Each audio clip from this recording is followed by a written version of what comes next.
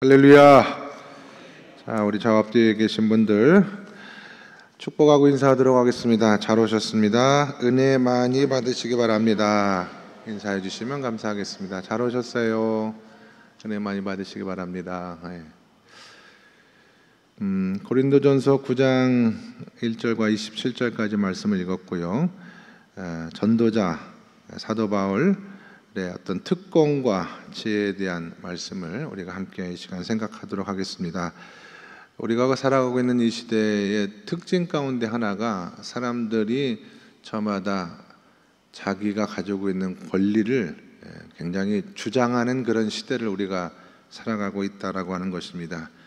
권리에 대한 이 표현이 낯설지가 않죠. 노동자의 권리, 여성의 권리, 또 노인의 권리, 장애인의 권리, 병원에 가면 환자의 권리도 있고요, 감옥에 가면 재소자의 권리도 있습니다. 복음이 전파된 곳곳마다 이렇게 인간의 권리가 증진이 되고 신장이 되어 왔다는 사실은 우리가 익히 알고 있는 사실인데, 오늘 성경을 통해서 바울이 하고자 하는 이야기는 이겁니다. 복음이라고 하는 것은 권리 이상의 것이다 라고 하는 것을 우리가 깊이 생각해 볼 필요가 있어요. 왜냐하면 우리가 자신의 권리를 주장하는 삶을 그리스도인으로 살아가고 있다라고 한다면 그분은 아직 자기 중심적인 신앙생활을 크게 벗어나지 못한 분이다라고 말씀을 할 수가 있습니다. 왜냐하면 복음은 권리를 주장하는 것을 훨씬 넘어서기 때문에 그렇습니다. 고린도전서 9장 우리가 읽은 말씀에서 사도 바울은 나도 사도로서 자유인으로서 마땅히 주장할 권리와 특권이 있다. 그러나 나는 그 권리를 찾아서 챙기겠다는 목적이 아니라 오히려 그 권리를 넘어서서 살기를 원합니다. 권리를 포기하면서까지 그것이 복음에 도움이 된다라고 한다면 나는 그 권리를 기꺼이 포기하면서까지 복음의 삶을 살아가겠다라고 하는 것이 바울이 말하고 있는 가장 중요한 핵심입니다. 이것을 성경에서는 지혜라고 말해요. 세상에서는 자기가 얼마나 더 유익을 얻을 수 있느냐라고 하는 방향으로 강화된 것을 세상 지혜라고 말할 수 있을지 모르겠습니다만은 저희 그리스도 안에서, 성경 안에서, 말씀 안에서 성도들이 가지고 있는 지혜는 이 세상의 권리를 넘어서는 복음에 있다라고 하는 의미입니다. 그래서 오늘 말씀의 제목이 전도자의 특권, 권리와 그리고 지혜, 이렇게 제목을 잡은 거예요. 먼저 특권에 대해서 생각을 할 거거든요.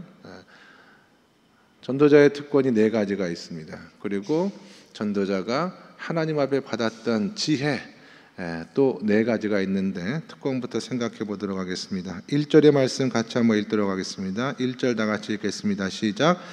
내가 자유인이 아니냐 사도가 아니냐 예수 우리 주를 보지 못하였느냐 주 안에서 행한 나의 일이 너희가 아니냐. 아멘.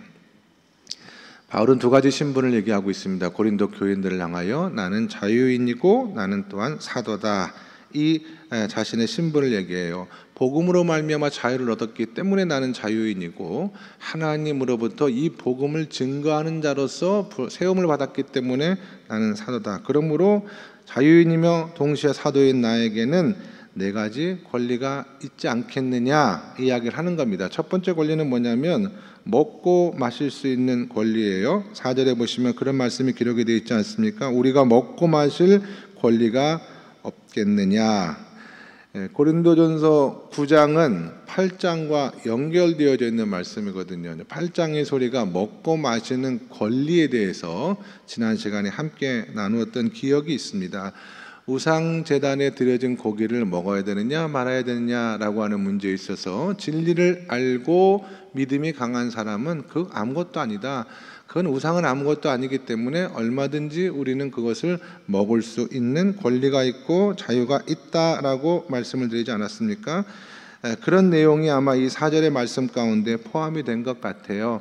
우상 제물뿐만 아니라 자유인은 술을 마실 수 있는 권한도 다 있거든요. 술 마신다고 해서 지옥 갈 죄를 짓는 것이 아니다라고 하는, 얼마든지 그렇게 할 수 있는 권한이 나에게 있다. 두 번째는 자매된 아내를 데리고 다닐 수 있는 권리가 나에게 있다. 5절 말씀을 같이 읽겠습니다. 5절 말씀 시작. 우리가 다른 사도들과 주의 형제들과 게바와 같이 믿음의 자매된 아내를 데리고 다닐 권리가 없겠느냐. 바울이 평생 홀로 혼자 복음을 증거하는 삶을 살았는데 갑자기 자매된 아내를 데리고 다닐 권리를 이야기하는 것에 대해서 의문을 가질 수가 있습니다. 바울이 결혼한 경험이 있을까요? 없을까요? 학자들마다 의견이 반반으로 나눠요. 우리는 그냥 바울이 평생 독신으로 복음을 증거하는 일만 감당했다라고 하는데 이런 얘기도 하는 분들이 계세요.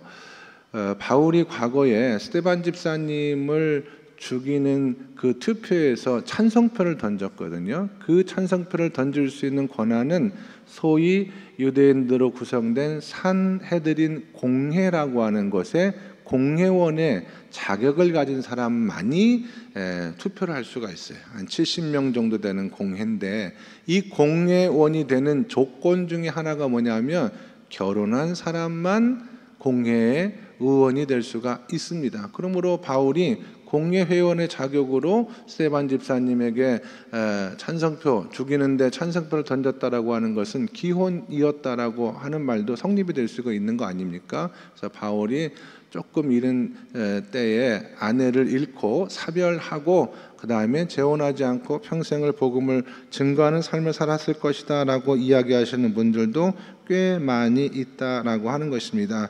그러니까 바울은 내가 지금은 혼자 살지만 나도 다른 전도자들처럼 베드로처럼 얼마든지 자매된 아내를 데리고 복음을 증거하는 삶을 살아갈 수도 있는 거 아니냐, 그런 권리도 나에게 있는 것 아니냐 라고 하는 그런 얘기입니다. 그리고 세 번째로는 복음을 증거하는 전도자로서 나는 일하지 않을 수 있는 권리도 있다. 6절에서 말하고 있습니다. 어찌 나와 바나바만 일하지 아니할 권리가 없겠느냐 그랬어요. 전도자에게 있어서 가장 중요한 사역은 복음을 증거하고 전도하는 것입니다. 그리고 전도자에게서 가장 중요한 생업도 전도 그 자체입니다. 다른 직업을 얼마든지 갖지 않아도 돼요. 굳이 다른 일을 할 필요가 없습니다. 전도만 하면 되는데 바울은 그런 생각이 있었던 것 같아요. 혹시 그렇게 함으로 말미암아 남들에게 재정적인 부담을 지우고 복음을 증거하는 일에 있어서 장애가 생긴다라고 한다면 나는 일하면서 복음을 전하겠다. 그래서 브리스가와 아글라와 함께 천막 만드는 일을 했습니다. 한편으로는 복음을 증거하고 다른 한편으로는 복음 전도에 장애물이 없도록 땀을 흘리는 노동을 했다라고 하는 것입니다. 나는 일하지 않을 권리가 얼마든지 있다. 전도자이기 때문에 얼마든지 교회에서 사례를 받고 일하지 않으며 복음 전도에만 전념할 수가 있지만 나는 그렇게 하지 않았다라는 그런 내용이 되겠죠. 네 번째 권리는 자기 생활비를 받을 수 있는 권리입니다. 연결된 얘기입니다. 7절의 말씀을 읽도록 하겠습니다. 7절 다 같이 시작. 누가 자기 비용으로 군 복무를 하겠느냐? 누가 포도를 심고 그 열매를 먹지 않겠느냐? 누가 양떼를 기르고 그 양떼의 젖을 먹지 않겠느냐? 두 가지 비유입니다. 첫 번째 군인의 비유인데 군인이 나라를 위해서 목숨을 걸고 싸우면 당연히 나라로부터 봉급을 받는 것이 마땅하다. 그것은 포도원을 지은 사람이라든지 양떼를 돌보는 사람에게도 마찬가지 않겠느냐. 포도원을 지은 사람은 포도의 결실을 가질 수 있는 권리가 있는 것이고 양떼를 돌보는 사람은 양의 젖을 먹을 수 있는 그런 권한이 있다라고 하는 것입니다. 그걸 다르게 표현하면 9절에서 이렇게 또 이 얘기를 하거든요. 모세의 율법의 곡식을 밟아 떠는 소에게 망을 씌우지 말라 기록하였으니 하나님께서 어찌 소들을 위하여 염려하심이냐 그랬습니다.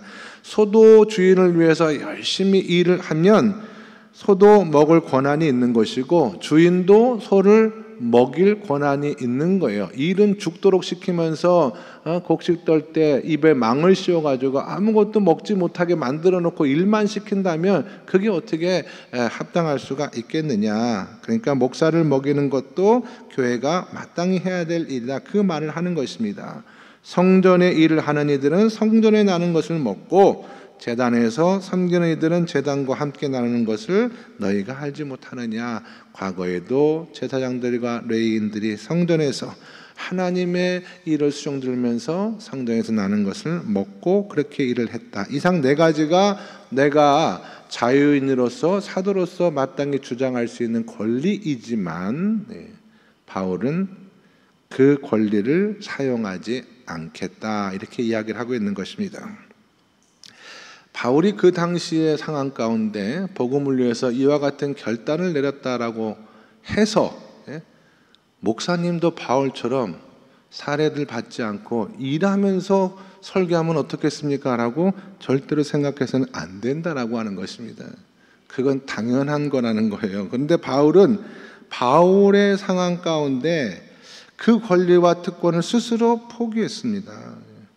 바울은 사례를 받기 때문에 저렇게 복음을 증거하는 것 아니겠느냐라고 생각하는 믿음이 연약한 사람들도 있었고, 그런 당시의 상황 속에서 바울은 자신이 권리와 특권을 스스로 포기했어요.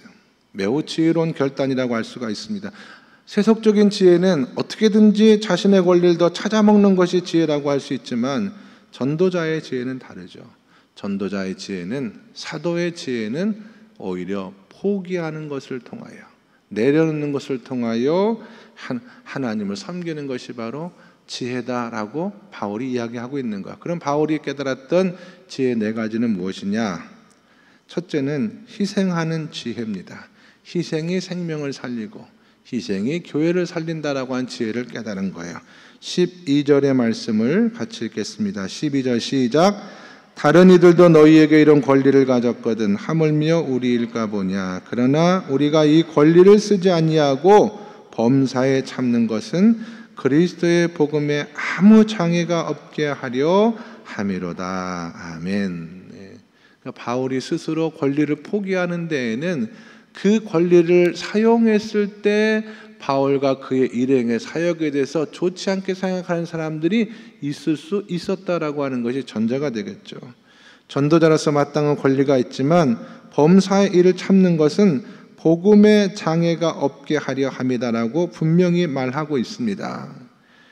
월급을 받으면서 복음 전한 일을 열심히 하면 저 사람은 월급 때문에 저렇게 열심히 한다라고 이야기하는 사람이 혹 있을 수도 있기 때문에 이런 오해를 받지 않기 위하여 복음이 복음대로 전파되게 하기 위하여 바울은 15절에서 아주 강력하게 자기의 심정을 말하여 그러나 내가 이것을 하나도 쓰지 아니하고 권리를 말합니다. 또 이 말을 쓰는 것은 내게 이같이 하여 달라는 것이 아니라 내가 차라리 죽을지언정 누구든지 내 자랑하는 것을 헛된 대로 돌리지 못하게 하리라 라고 하는 그런 얘기예요.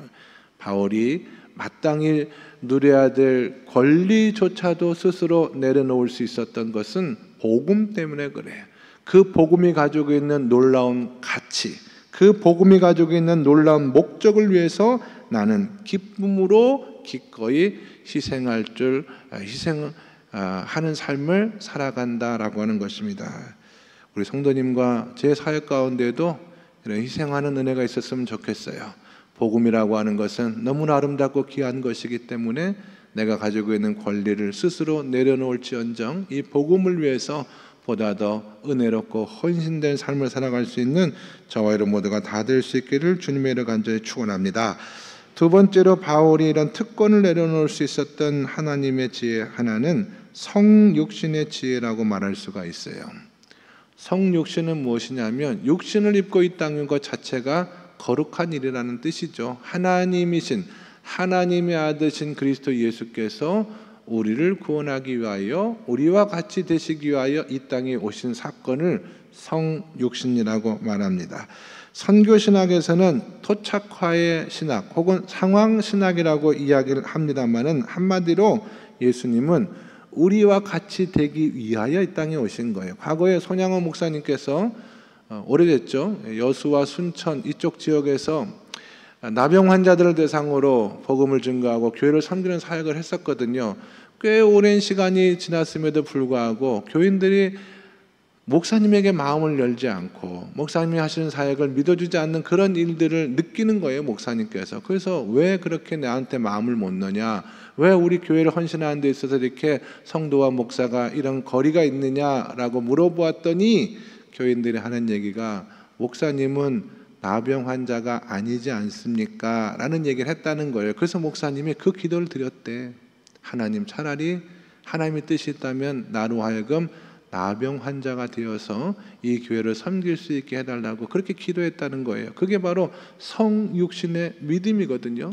바울이 마땅히 자기에게 주어진 권리와 특권을 포기하면서까지 하나님의 복음을 증거하려고 했던 것은 바로 이와 같은 하나님의 은혜가 있기 때문에 그래요. 성육신의 은혜. 그리고 세 번째로는 영혼 구원의 지혜가 있었기 때문에 바울은 자기의 특권을 포기했습니다. 19절의 말씀을 같이 한번 읽도록 하겠습니다. 19절의 말씀 시작. 내가 모든 사람에게서 자유로우나 스스로 모든 사람에게 종이 된 것은 더 많은 사람을 얻고자 함이라. 아멘. 왜 스스로 자유인이 종과 같이 행동하고 살아갔느냐? 바울은 말하기를 내가 모든 사람에게 종이 되려는 이유는 다른 것이 아니라 더 많은 사람들을 구원하고자 하는 그 목적 때문에 그렇다 그랬습니다. 지난 고린도전서 8장에서 바울이 마땅히 먹을 수 있는, 마실 수 있는 모든 권한이 있음에도 불구하고 스스로 포기했던 것은 자기가 먹고 마시는 자유를 누리는 것을 통하여 믿음이 연약한 어떤 사람의 실족하게 되는 일이 일어난다라고 한다면 차라리 안 먹는 게 그게 뭐가 중요하다고 안 먹고 말지, 그렇게 바울이 얘기했던 것과 같은 맥락입니다. 성경을 자세히 보면 이 바울이 영혼 구원에 대하여 굉장히 특심한 마음이 있었던 사람이라는 것을 우리가 알 수가 있어요. 왜냐하면 말씀 가운데 영혼을 얻고자, 사람들을 얻고자 하는 이 표현이 계속해서 나오거든요. 20절 맨 마지막에도 보시면 율법 아래에 있는 자들 얻고자, 나는 율법의 사람이지만 율법 아래에 있는 자를 얻고자 율법을 내려놓을 때도 있는 거고, 21절에도 보면 율법 얻는 자들을 얻고자 내가 율법 없는 자인 것처럼 그들의 곁에 있고자 한다. 무슨 말입니까? 상대방을 구원하기 위해서는 기꺼이 내 특권을 다 내려놓고 기쁘게 하나님의 복음을 통하여 그들을 구원하는 일을 가장 중요한 목표로 삼고 최선을 다하겠다, 그런 거예요. 22절의 마지막 부분에 보시면 내가 여러 사람에게서 여러 모습이 된 것은 아무쪼록 몇 사람이라도 구원하고자 함이니, 이것이 바로 영혼 구원의 지혜예요. 유대인이지만 이방인을 얻기 위하여 이방인들과 같이 행동하고, 율법을 정통하게 배운 사람이고 율법을 가장 잘 지키는 사람이지만 율법 없는 사람들을 구원하기 위해서는 그들의 곁에서 율법 없는 자와 같이 행동하면서 오직 복음으로 말미암아 그 영혼을 구원하는 그 목적을 위해서 바울은 최선의 삶을 살았다라고 하는 것입니다. 마지막, 바울이 모든 권리와 특권을 포기할 수 있었던 것은 하나님 앞에 승리의 삶을 마감하는 승리자의 지혜를 얻고자 했던 그런 목적이 있었던 것 같아요. 여러분, 이런 말씀 들어보신 적 있는지 모르겠습니다. 마지막에 웃는 사람이, 최후에 웃는 사람이 진짜 웃는 사람이다라는 그런 말이 있잖아요. 인생에 굴곡이 있지 않습니까, 여러분? 인생은 올라갈 때도 있고 내려갈 때도 있는 것이고, 성공하고 승리할 때도 있는 것이고, 패배하고 잠시 또 기다릴 때도 분명히 있는 겁니다. 중요한 것은 마지막에 승리자가 되는 거예요. 사업이 13번 망해도 14번째 사업에서 크게 성공하면 그 사람은 사업에서 성공한 사람으로 기록이 되는 것과 마찬가지입니다. 마지막 상을 얻기 위해서는 내가 어떤 일을 감당하며 살아가야 될까? 바울은 두 가지를 생각했어요.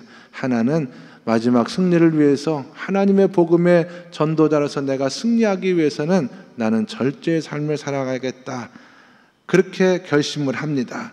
자신의 권리를 절제할 줄 알아야 된다라고 하는 거예요. 내 돈 가지고 내가 쓰는데 누가 뭐라고 하느냐? 절제할 줄 모르는 사람입니다. 25절의 말씀 읽겠습니다. 시작. 이기기를 다투는 자마다 모든 일에 절제하나니 그들은 썩을 승리자의 관을 얻고자 하되 우리는 썩지 아니할 것을 얻고자 하노라. 하나님의 마지막 승리자로서 하나님 앞에 설 수 있기 위해서는 우리는 세상 사람들과 같이 무절제한 삶을 살아서는 결단코 그와 같은 승리의 삶을 살아갈 수가 없다. 범사에 절제하는 삶을 살아가겠다. 또 마지막 승리자가 되려면 사역 자체에 보람을 느끼는 사람이 되어야겠다. 바울은 다짐하고 기도합니다. 27절의 말씀에 내가 내 몸을 쳐 복종하게 함은 내가 남에게 전파한 후에 자신이 도리어 버림을 당할까 두려워함이로다 그랬습니다.